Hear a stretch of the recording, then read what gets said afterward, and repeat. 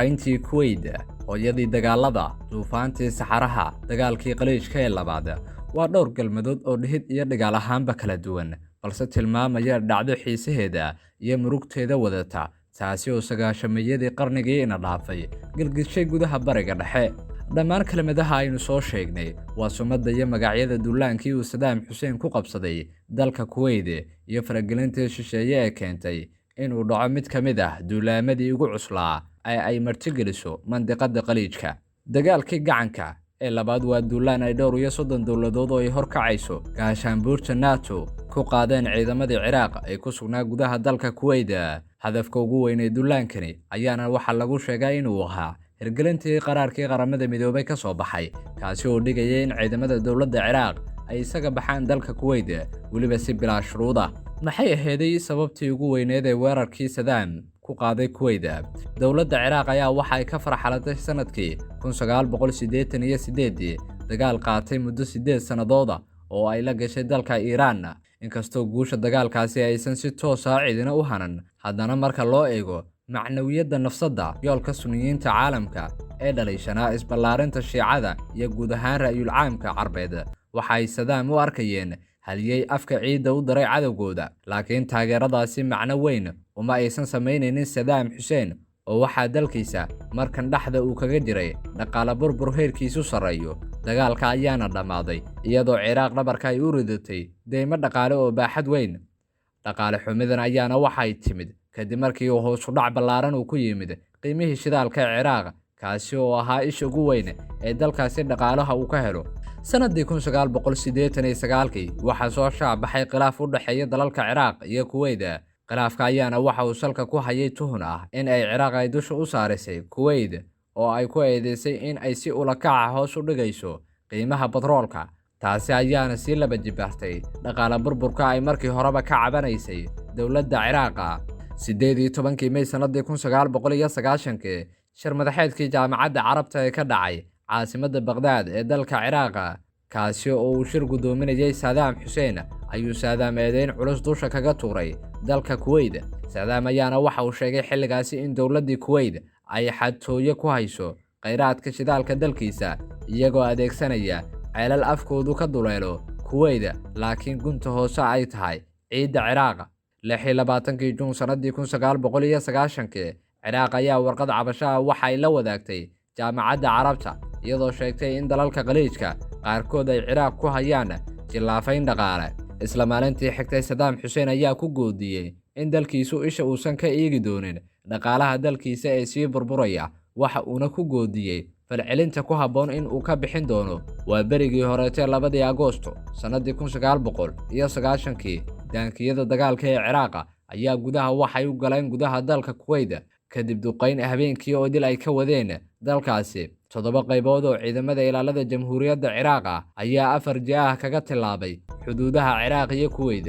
guutooyinka 6aad iyo guutada 35aad ayaa bilowgii hore waxa ay cagta ay mariyeen fariisimihii ciidamada Kuwait ay ku lahaayeen aagga xuduudda. isla subaxdaasi ciidamada Ciraaq ayaa iyagoo adeegsanaya helikobtaro iyo diyaaradaha xamuulka ciidanka waxa ay ciidankooda ay ku daabuleen caasimadda Kuwait. salaadii duhur ayaa gashay iyadoo dowladda Kuwait aysan gacanta ku haynin caasimadeedii. 2 maalmood gudahood guud ahaan dalka Kuwait ayaa soo galay gacantii Saddam Hussein. xukuumad taabacsan Ciraaq ayaa lagaga dhawaaqay dalka. golaha ammaanka qaramada midoobay ayaa yeeshay kulan ay dalbadeen Mareykanka iyo Kuwait, waxaana laga soo saaray qaraarkii tirsigiisu ahaa 60 kaasi oo lagu faray in taliska Ciraaq ciidamadiisa uu kala baxo guud ahaan dalka Kuwait si bilaa shuruud ah. waxaana golaha amnigu cunaqabatayno adag ay duldhigeen dalka Ciraaq. Saddam Hussein oo ka falcelinaya cunaqabatayntaasi ayaa waxa uu ku dhawaaqay in Kuwait laga dhigay gobolka 19aad ee dalkiisa Ciraaq, waxa uuna ka taagay calankiisa uu ku xardhan yahay kelmadda Allahu Akbar. Saddam ayaana sheegay in uu difaacayo diinta Islaamka. muxuu ahaa doorkii NATO ee soo celinta Kuwait? xukuumaddii Washington ee markaasi taladeeda uu hayay Bushkii aabbaha ahaa ayaa dusha u ridatay horjoogsiga isballaarinta Saddam oo ay u arkaysay in uu lid ku yahay danaha qaranka Mareykanka ee bariga dhexe. 750,000 oo askari oo ka kala socda 38 dal, barkoodna ay yihiin Amerikaan kuna qalabaysan 3,600 oo daankiyada dagaalka ah, 2,000 oo diyaaradood iyo 150 nuuc oo saanada badda ah. 6 ka mid ahna ay yihiin maraakiibta xambaarta diyaaradaha ee Mareykanka ayaa la soo tubay dalalka Khaliijka. 17 Janawari sanadii 1991 waxaa bilowday howlgalkii loogu magac daray soo celinta Kuwait. Maraakiibta dagaalka ayaa bilowgii hore gantaallo ay biyaha Khaliijka ka soo tuureen waxa ay la beegsadeen xarumihii raadaarada iyo qalabka difaaca cirka ee Ciraaq. Gantaalada BGM-109 Tomahawk ee laga soo tuuray maraakiibta gujisyada badda hoosteeda fadhiya waxa ay ciidda ay ku dareen saanadii difaaca Ciraaq, waxaana xigay in markaasi kadib si fudud hawada dalka Kuwait iyo Ciraaq u soo galaan boqolaal diyaaradood oo ah kuwa NATO, iyagoo beegsanaya xarumihii ciidanka Ciraaq sida saldhigyada ciidamada, garoomaha diyaaradaha. Sidoo kale waxa ay si joogto ah xulafadu ay u garaacayeen kaabayaasha dhaqaalaha Ciraaq sida warshadaha saliidda, xarumihii elektriga, saldhigyada isgaarsiinta, bangiyada dowladda iyo sidoo kale saldhigyada dabdamiska iyo xarumaha wasaaradaha ee muhiimka ah. Ciidamada Ciraaq ayaana waxay weerarkaasi ay kaga jawaab celiyeen 8 gantaal oo ah nooca Scud, kaasi oo ay ku rideen dhulka Falastiiniyiinta oo ay xoogga ku haysato Israa'iil. 12 qof ayaa ku dhintay, 12 kale oo gantaaladan ah ayaana lagu garaacay Sacuudiga iyo Bahrain. Mid ka mid ah gantaalada Ciraaq oo ku dhacay saldhigga ciidamada cirka ee Mareykanku ay ku lahaayeen magaalo xeebeedka bariga ee Sacuudiga Tehran. 28 sargaal oo Amerikaan ayaa ku dhintay weerarkaasi. 43 maalmood oo xiriir ah oo duqeyntu ay socotay waxa ay diyaaradaha dagaalka xulafadu ay sameeyeen 100,000 oo duqeyn ah. celcelis ahaan waxay u dhigmaysay 2,555 duqeyn ayay xulafadu ay sameynayeen maalin kasta. 80 tan oo walxaha qarxa ah ayaa si raxan ah oo roob la moodo loogu soo daadiyay samada dalka Ciraaq. 100 tan oo macdanta waxyaabaha qarxa laga sameeyay ee uraniumta ah ayaa qayb ka ahaa duqeymaha.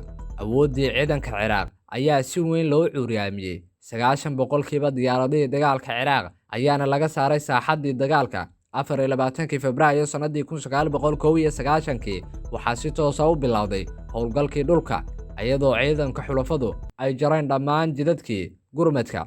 26 Febraayo, 2 maalin kadib sanadii 1991 ciidamadii Ciraaq ayaa bilaabay in ay sameeyaan dib u gurasho, iyagoo u jeestay dhanka iyo dalkooda. Ka hor inta aysan ka bixin, waxa ay gubeen 700 oo ceel oo shidaal ah, kuwaasi oo la hayday dowladda Kuwait. Laakiin diyaaradaha dagaalka Mareykanku kama aysan harin kolonyadii Ciraaqiyiinta ahaa oo ka koobnayd ku dhawaad 2,000 oo gawaarida dagaalka oo u socotay xuduudda Ciraaq ayaa lala beegsaday duqeyn kuwii hore ka darnayd, waxaana duqeyntaasi lagu dilay in ka badan 10,000 oo ciidanka Ciraaq ah iyo shacab kale.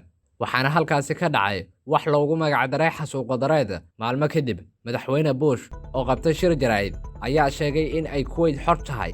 Halkaas ayaana lagu soo gabagabeeyay dagaalkii loogu magac daray xoreynta Kuwait, kaasi ay fooda isku dareen xulafada NATO iyo ciidamadii Saddam Hussein.